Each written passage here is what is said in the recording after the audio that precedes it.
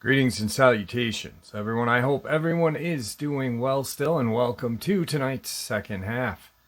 Before we jump into it, a couple links. As many of you know, I rely on Patreon, PayPal, channel membership, and the merch to help the channel to continue to grow and go. Links to Patreon, PayPal, and channel membership is in the description below. Merch displayed directly under the video. Also, Dogman Frightening Encounters, Volume 1 through 3, the audiobook versions. They were written and researched by Tom Lyons, narrated and produced by me, Jeff Nadolny. Those audiobooks are available on Audible, Amazon, and iTunes, links to which are also in the description as well. And finally, last but definitely not least, if you'd really like to help support the channel to continue to grow and go, simply subscribe. It doesn't cost a cent. Click that like button, takes half a second. If you don't want to miss out on any of the informative uploads I put out daily, click that bell icon, and folks, please leave a comment. Why? Well, because all these things really do help this channel to continue to grow and go. And yes, folks, they definitely do matter. Now, everyone, I have taken far too much of your time. Let's jump in to tonight's second half, shall we? Hey Jeff, I was about 25 at the time, living in San Diego County, where I still reside today. This would have put it about the year of 2003. The company I worked for at the time sent myself and a coworker, who was also a friend of mine, out to Palm Desert for a few days to do a job. We usually didn't have to travel very far, but we had a high-end client out there. So the drive, hotel fees, including any meals we had, were worth the trip. I had to tie a few loose ends up before I could get started, so my coworker, who we'll call Stan, drove out separately. The plan was for him to check into the hotel, and I would meet with him later in the early evening. I had only driven this route once before, so I printed out maps with the directions to get there, as smartphones didn't really exist yet, and of course I didn't have a GPS. After all this was taken care of, I started on my way, heading up the 15 freeway. I was supposed to take the 79 South exit, then another turn onto a different route to link up with the 74, which headed straight to Palm Desert. But I missed the exit and stupidly kept going and took the 79 North instead. I realized my mistake when I came to a town called Hemet. The next transition was to the 74, so I decided to take it. It was a big backtrack. I basically was doing a sort of loop. This part of the 74 headed up through San Bernardino Mountains to get back to where I originally should have been. I was mad at myself for making such a mistake, but at least I'm back on the right track. So I called Stan and told him what I had done, and I was going to be a bit later than planned. He just laughed and said he'd pick up some beer and some burgers for me when I arrived. After a short stretch of windy roads, the road straightened out a bit. It was sometime in spring, and there was still some patches of snow on the ground here and there. As I climbed the elevation, the trees were getting a bit thicker. It was before dusk and still bright outside, but the sun had set below the tree line. I flipped on my lights just in case, because of the mountain road. Safety first, right? This is where it gets interesting. I came around a slight bend and the road was fairly straight. One lane in each direction. There were no cars in front of me, but one car tailing me quite a bit back. Then I saw something come from left of the road onto the middle of the road. It was about an estimation, 150 yards down. It walked on all fours onto the road. At first I thought it was a black bear, as they are known to be in these mountains. I got excited as I'd never encountered a bear before, even while I had been camping in bear country many times. But as I got closer, I noticed it wasn't the color of a bear. It also had a tail. It looked more like a large wolf. As I got even closer, I could see it kind of had medium tannish brown fur with gray mixed in with it. Kind of like a German Shepherd, but with some gray evenly mixed with the tan and brown. It had a long snout like a wolf or maybe a malamute. Very tall ears just like a wolf. I quickly thought to myself I didn't think there were wolves in these mountains. Just your normal mountain critters. As I got about 50 yards from it, the part I will always remember, it stood up. It stood up and turned to look and see what was coming at it. By my estimation, it was tall, maybe 7 feet, I'd guess. Way bigger than any dog I'd ever seen. It stared as I kept coming closer and closer, then abruptly turned and ran quickly on 2 legs that looked just like dog legs. But it had long, more human-looking arms.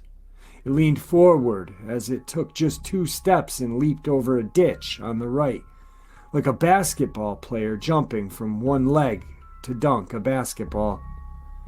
Then just disappeared into the brush and trees.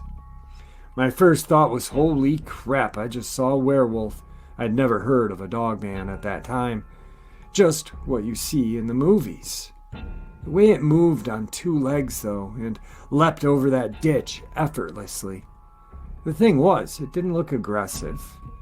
Looks like it was just thinking, oh crap, what's that coming? Didn't have yellow or glowing eyes. It didn't chase the car. It didn't seem aggressive at all. I don't know. It just seemed like it wanted to have nothing to do with this thing coming at it as much as I didn't want to have anything to do with it. Now, I didn't tell Stan as I was afraid of being ridiculed, but I saw what I saw.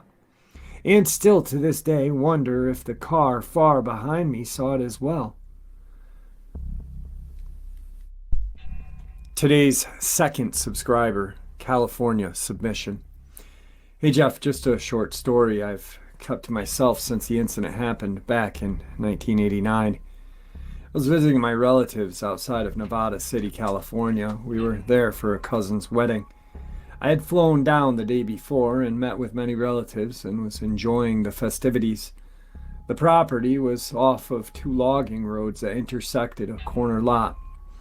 The area was all timber and brush. This area was the heart of the gold mining industry in the 1850s. Anyhow, the following morning I got up and made my way to the kitchen to make some coffee for us early risers, and soon breakfast was over.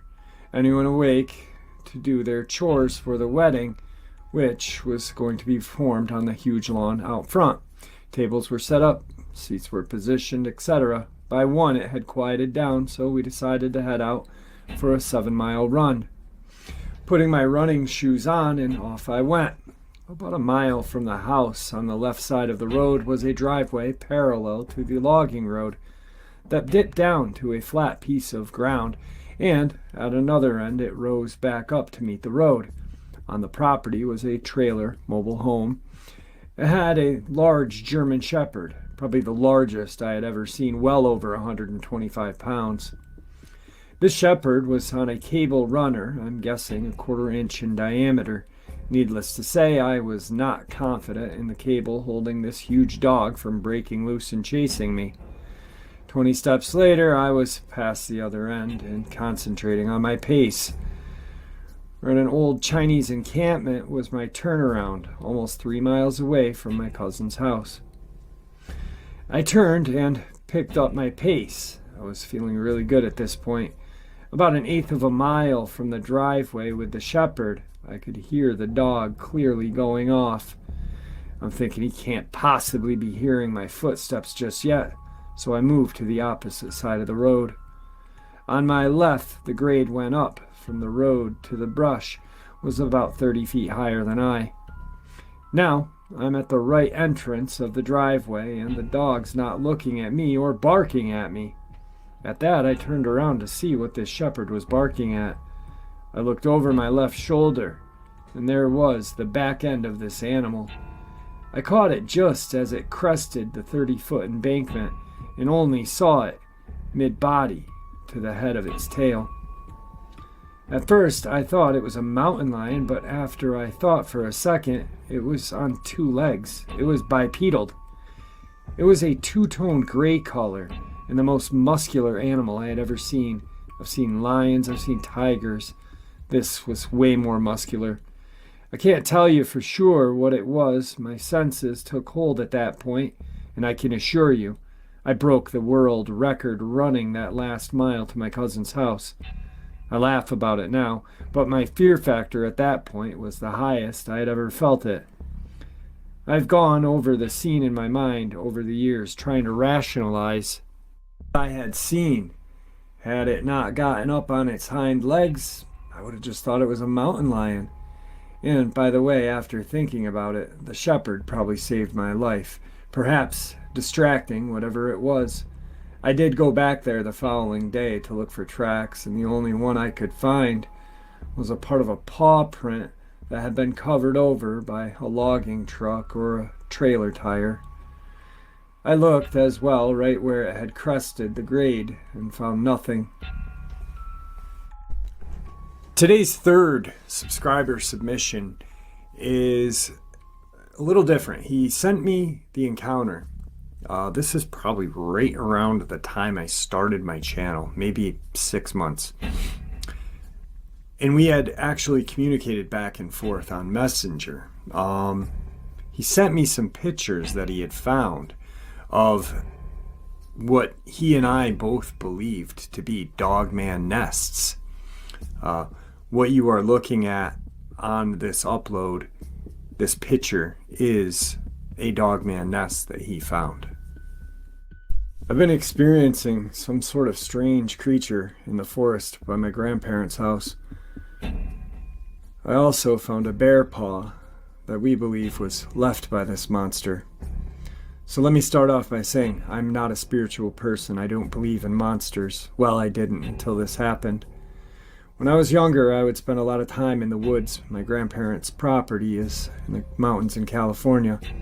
I forgot about this until just something else happened. When I was little, maybe 11 or 12, I was up at my grandparents' in front of the house playing with my brother. We were just doing kid stuff, playing with sticks and stuff like that. Suddenly we heard a cackle coming from the corner behind the garage. Not a laugh. There was no joy to it at all. It was howl, like the most evil thing I could think of. My brother heard it too. He asked what it was, and I told him to go inside. He did, and I stupidly started walking toward the noise. As I got close, something tall and slender ran off into the woods and out of sight. This happened 2 other times when I was younger, once again with my brother and once when I was alone. Fast forward to a few months ago. I'm now 17, pretty experienced with hunting and bushcraft. I was up on the property to visit my grandparents. My grandfather has now got cancer, and I decided to just go for some fresh air. As I walk out, I remember how much I missed the woods around the property. I decided to walk into the dense part of the woods. And after about a couple of minutes, I'm pretty far from the house. I hear that same cackle. The memories come back. A wave of fear rushes over me. I think to myself, there's got to be some reasonable explanation. There's some mountain lions and an occasional bear, but those do not make this sound. I heard a rustle and walk towards it. I come into the clearing and the smell hits me. It smells like death. I'm 6'1", pretty well built, and I will admit what I saw made my knees buckle. There was a paw, some sort of canine paw, in the middle of the clearing. I bent down to examine it. The fur was still on it, but the arm had been cleaned to the bone. I shivered, and when I rose, I saw it. That's the only way to describe it. It almost looked human, but its proportions were stretched, distorted. It was hidden behind a tree watching me, and when I saw it, it ran and stopped like it wanted me to follow.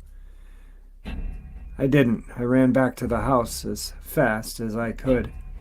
I could hear it fowl a little, then stop. When I got back, I sat on the porch and threw up. Since then, I've gone back a few times. Every time I do, I see it. If I walk towards it, it runs but stays just within sight, like it's leading me on. I don't know what to do. I think I may go back out after it. I would appreciate any advice you could give me, Jeff. So after that happened, I went back. I heard the same cackle call once again. I saw movement, so I went to follow. After a half a mile later, I stopped because there were deep claw marks in the trees. Several small trees had been ripped out by their roots, and there was a deer antler. The antler was absolutely mangled. There were large teeth marks on it. I decided the best choice was to turn around and run. I'm glad I did. I heard a scream and running after me, but once again, it stopped when I got towards my grandfather's property. This is some messaging from Facebook Messenger. Jeff, me and my family went to visit my grandfather. He's getting on in years and, like I said, going through cancer treatment. So, we visit to take care of him and my grandma. While we were visiting for 2 days, he told me he had something for me and took me to his garage. He gave me a shotgun, a beautiful wooden Winchester, and said that he can't really use it anymore. Well, last night we heard something moving his trash cans. He said it must have been the bear. Went through his trash, and he was worried about it killing the dogs. I told him that I would go scare it off. I grabbed the gun just in case and went out to the back closest to the woods to scare it off. No, I wasn't even thinking about my other experiences at this point. It was there behind the cans. When my headlamp shone on it, it ran. But I got a look at its face, a good look. It had dark, sunken-in eyes, human-like face, but its teeth, like long nails. When it ran with long, thin limbs, strides, I could hear it, but then it stopped, just within the tree line. I couldn't see it, but the steps stopped, and it screamed again. After it screamed, I ran inside. I don't know what to do. My family heard it, but my grandfather said, well, he had heard it before. He didn't know what it was. The scream, as best as I can describe, was a mix of a mountain lion dying and a tortured woman. We convinced my grandfather to go to the hospital close to us. It'd be easier to take care of him. And I don't really want to go back. I figured since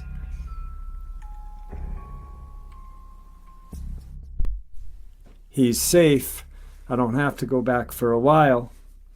Now, I must have misplaced some of the paperwork through the years of having this, because this is from 2019. Wow. And the last kind of communication I remember having with him was that he had went to his grandfather's house, and the back part of the garage door, like the door in the back of the garage, I believe going in the house, was torn off. And it looks like something had kind of ransacked the area of that house. I haven't talked to him since, but now that I'm reading this and looking this over, I'm gonna give him a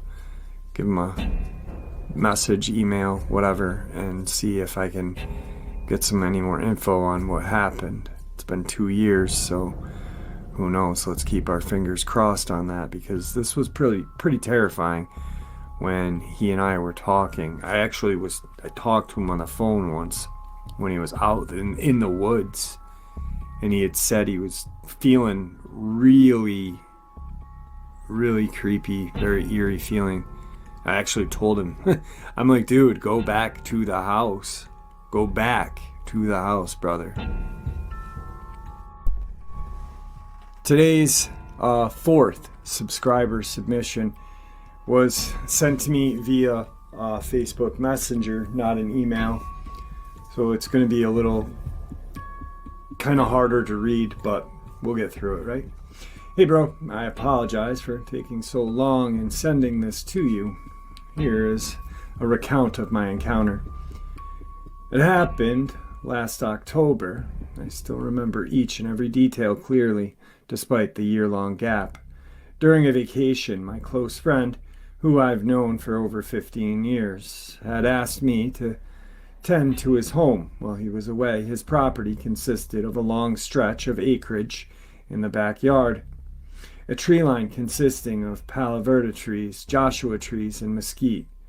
Weeks prior to the encounter, a neighbor of my friend had come to us during the night. Her medium-sized dog had vanished. Initially, we dismissed it to a coyote or even a mountain lion, as the disappearances of pets was not uncommon when it comes to these predators. On the night of the encounter, I had arrived at my friend's two-story home at 11:30, maybe closer to midnight. Crescent moon and overcast night, the clouds and the tree branches had created a kind of eerie darkness. Without flashlights, there was no way you could simply look into the brush and survey anything that sat within the shadows. I do remember that the coyotes seemed rather active that night. There were anxious howls and yips followed by barking. In his front yard, their typical cottontail rabbit were nowhere to be found. Usually they're in large numbers, as they found bedding in his well-maintained lawn. After checking all the rooms were undisturbed and secure, I gradually made my way to the backyard. Here he had chairs and tables set up for when he entertained guests. Luckily, he also had security lights rigged. See, vagrants were common. They would travel from the Wash, the riverway, and find their way into pool rooms of those in the neighborhood. While checking to make certain all was well, I caught sight of movement just near the edge of the tree line. Believing this to be an aforementioned vagrant, I shouted out, expecting a response or to see someone flee. Instead, I heard a deep growl. At first, I thought this could possibly be a stray dog or even a coyote. Shouting again, another growl was given in response, this one much deeper, more of a bellow that sounded like a mix of a dog's snarl and a human groan. The sound traveled right through my chest and roused a fear that I have never known before. Now at this point I wanted to run, but my brain was rooted me in this place. From the tree line there was a noxious odor that I can only describe as a combination of feces, wet fur, and rotting meat. Through luck, or the grace of God, the security lights triggered on. From the branches of a tall mesquite tree, I caught the glimpse of a fiery amber eyes staring back at me. Still incapable of moving, I could only watch as whatever this was slowly moved forward from the shadows. It was at this point that I feel it must have known what security lights were used for. Halting at the utmost edge of the tree line, this thing slowly lumbered forward, only rise up on its hind quarters. Caught eye to eye with this thing. I remember hearing a sickening pop crackle noise when it stood erect. There was a gnashing sound that I knew was this thing grinding its teeth together. Avoiding eye contact as best as I could, I simply stood rooted in place, not daring to attempt to flee, or so much as a scream. This thing and I stared for a time that felt like a stretch on for eternity. Its ears rose and fell, its lips peeled back, allowing it to bare its fangs.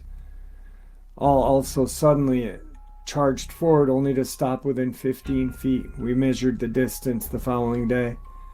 Now, either this thing simply wanted to see how I would react, or it was gauging whether or not I was a threat. Seemingly satisfied, the creature slowly backed through the brush. All the while I could hear branches and twigs being snapped before the thing was out of view and gone. Today's final subscriber submission from California. Hey Jeff, about cryptid type creatures, sometimes we just have a feeling that something is around us even before we even know what it could be.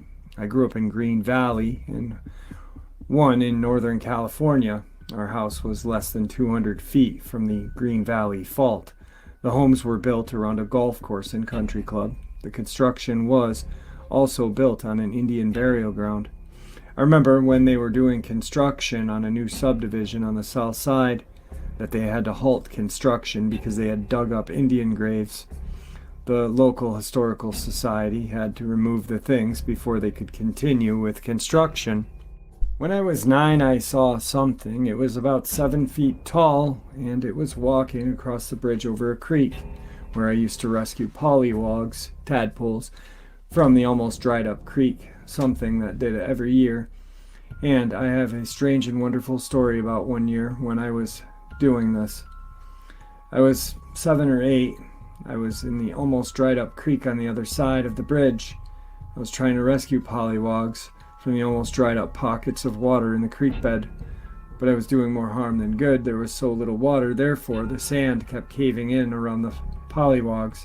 I finally knew that the situation was hopeless. I stood up crying. My eyes were closed. I shouted out, "Oh God, please help me." Right after that, I felt water flowing around my feet and my ankles, and it was working its way up my legs. I opened my eyes to absolute astonishment. There was water all around me. The creek had a flowing stream. Pollywogs were free and all swimming or floating downstream. They were going to get to a section of the creek that is fed by the spring year-round and grow up to be frogs. I scrambled out of the water and ran home. Second house from the creek. I was yelling over and over again, "It's a miracle, it's a miracle." My grandmother was taking care of us, so my parents must have been on a trip somewhere. I remember my older brother saying, "They just let water out of the dam." The dam was at the north end of the valley, miles away in the direction of the mountain. Twin sisters. No one else could convince me that this was not a miracle. The timing was perfect. Sorry, got sidetracked. Now back to what I was sharing. It was getting dark. The figure was 7 feet tall, walking across the bridge over a creek where I was rescuing the pollywogs. Tall figure was thin, all white and kind of glowing. We were curious to see who this or what this could be. We ran as fast as we could up the bank of the creek and up the dirt road to the paved road. All this time I was looking at this figure while it was crossing the bridge, and now it was walking on a paved road. We were all heading in the same direction, and for just a moment the leaves on the low-hanging branch of the tree blocked my view of this figure. We got to the road and it was gone. It didn't have time to go anywhere away from the road. We were scared and ran back to my house. My friend was also frightened to walk back that way, to cut across the golf course to get to her house, so my mom had to drive her around the side of the golf course to get her home. I don't remember going with them. I think I was too afraid to go outside for the rest of the night. Our house was by the 6th green of the golf course, so I played a lot of golf in the early morning, late afternoon, and into the evening before dark. I was usually the only one on the golf course at those times of the day. Hills and wooded areas were all around one side of the golf course. I remember always being afraid to go around any of those areas. And when I did, I was always looking over my shoulders, walking fast with a golf club in one hand. I never knew what I was afraid of. I just had the feeling that I was being watched. About 20 years later, my father bought a walnut ranch in the middle of California. It was there where I was attacked twice by someone or something who grabbed my lower leg both times with something that felt like a clamp. I kept wondering what that clamp was. I mean, who carries a clamp around with them, ready to attack someone in the middle of the night into someone else's property? Whoever it was, or whatever it was, also had to have jumped a 6-foot-tall fence to get into the area.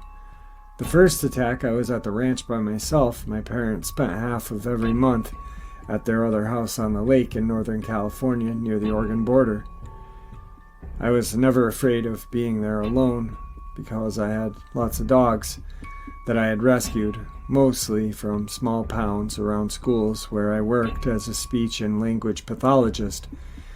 However, I did not have my very protective 120-pound 13-year-old Rhodesian Ridgeback Doberman mix, Wolfgang, because he had died a few months before this.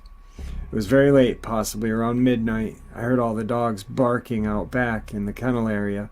They never barked unless something was wrong, or unless something or someone was out there.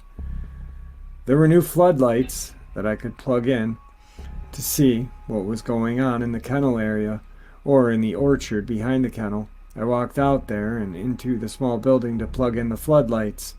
I heard something behind me, and behind the wall to the right. I froze. Then my lower leg was grabbed by something that felt like a clamp. I still could not move. I've never been able to remember what I heard, but whatever it was, I do remember feeling that if I did not use every ounce of strength that I had into being able to move to get away, I was going to be killed.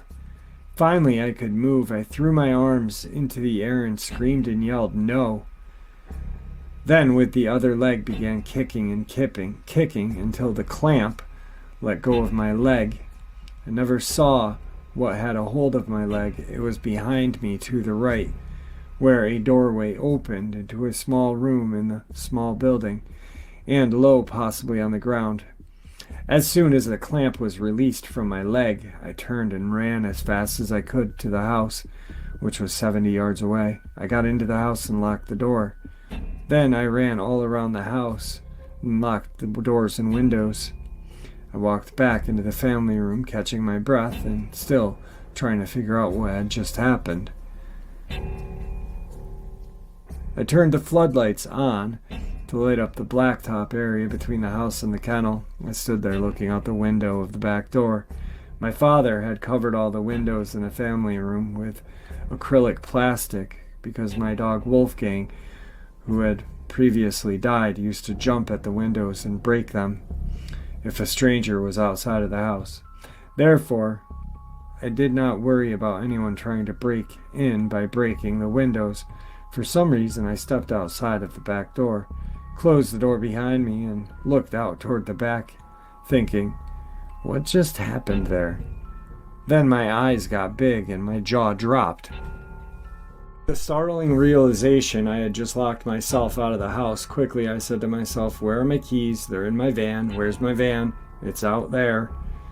It's parked near the area I had just ran from.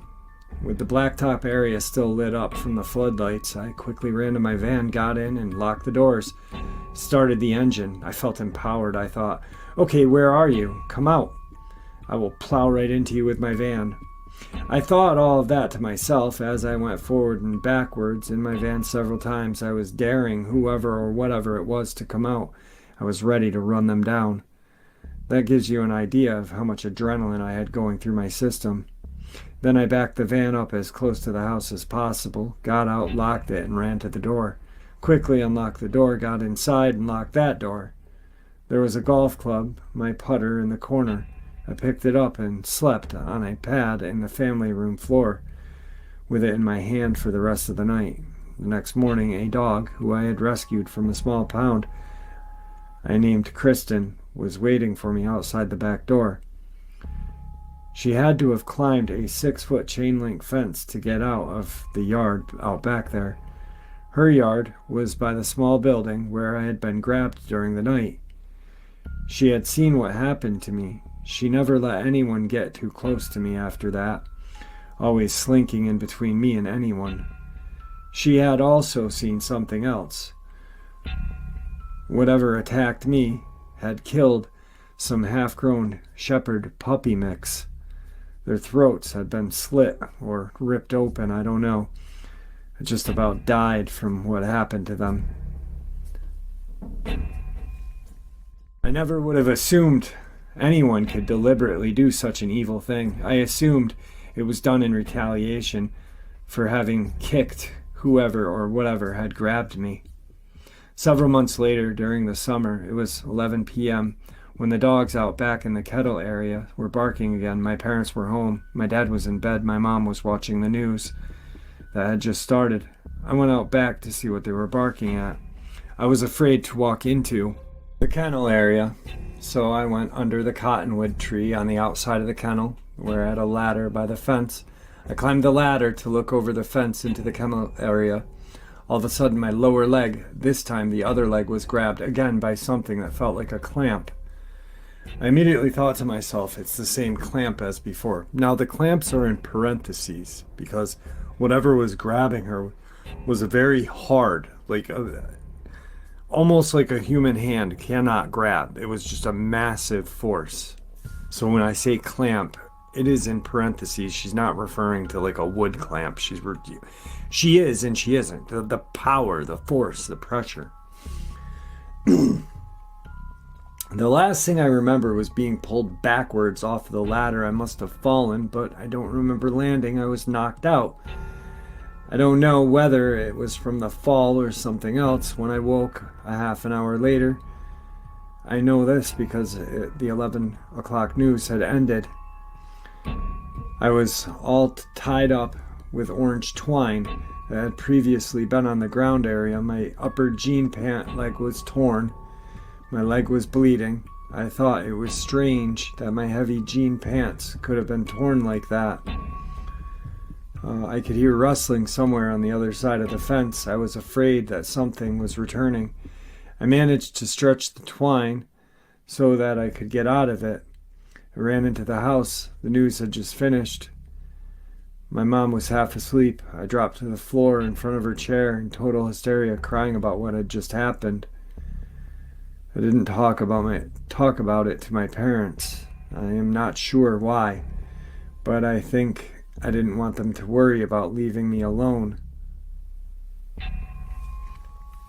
I was never afraid to be out there at night until that year when I was attacked twice. The fences around and between the house, outbuildings, yards, blacktop no longer made me feel safe and secure. Something was able to get over them. Coyotes run through the property and the surrounding properties every night. I could hear them coming from miles. I respect all animals' rights to live and thrive. But when you hear coyotes coming your way at 3 a.m, it's eerie, especially when you have feral cats and kittens, and especially after I heard coyotes on the kill behind the garage one night, and I had to jump into a vehicle and blare the horn, trying them to stop to get away from. I never saw the litter of half-grown cats again, and I had appointments for the vet to be spayed and neutered. I also think they got my 10-year-old cat Cedar, who would sneak about during the day and play with the kittens. One day I saw him at 6:30 watching Mom feed the dogs, and then I went back to get him and he was gone. I never saw him again. I'd never heard of Dogman until I started looking at stuff online a couple years ago, and I had only heard about, but didn't think much about it, a Bigfoot from my mother's friend, who was a newspaper reporter in Eureka, California at the time of the famous Bigfoot sighting of Patty, and she had written articles about it for the newspaper that I had remembered seeing framed and hanging on the wall in the hall of her house. I can still remember the feeling I got in the backyard of her home in the rural area outside of the towns around there. I had a feeling like they were all around. It was the creepiest thing that I don't remember ever having since the day on the golf course around those hills. I keep thinking that a dogman ran with the coyotes because of the unexplainable things that happened there. When I put dogman into unexplainable as being possible explanation, the unexplainable becomes explainable. And I keep wondering what that clamp was that grabbed my lower leg both times. Long claws. And if it was a human, why? So pretty much what she's saying is bam, like what I said, not clamps, claws. I had seen a lot of videos about Dogman, Bigfoot, other type of cryptids, and about the world in general during the last 2 years since my mom had passed. After she passed, I was alone on that ranch for a year with not much to do except take care of the feral cats on the ranch. I took to YouTube a lot. Then my brother and I sold the ranch and found a house and property about 35 miles south where I moved. Wouldn't you know it, that I bought a place about 6 miles from where a rancher and his crew saw 5 dogman creatures by the river that ran through his orchard. His crew quit, moved to Nevada. I had heard that cryptid-type creatures will travel waterways. There is something about my property that I did not see online. before I bought it. The back property line is bordered by a canal that comes from the river. One night, when a person was helping me move stuff from the ranch to this place, we got here to find that the back gate was open and that knee-high weeds along the outside of the fence had been trampled down, like something had been lying there. Someone or something had to have pulled the fence post away. In December, I bought a German Shepherd puppy for a company in Kentucky who trains personal protection dogs. Around December or January, with the fence and then a personal protection dog, I am hoping to live calmer, no adrenaline life, whoever or whatever might be trying to bother me. As the owner of a fence fabrication company said, they can move on down to someone else's place and leave this place. Well, there you have it, folks. Tonight's second half. I hope you enjoyed it as much as I enjoyed sharing it with you. I'd like to thank you all for supporting the channel.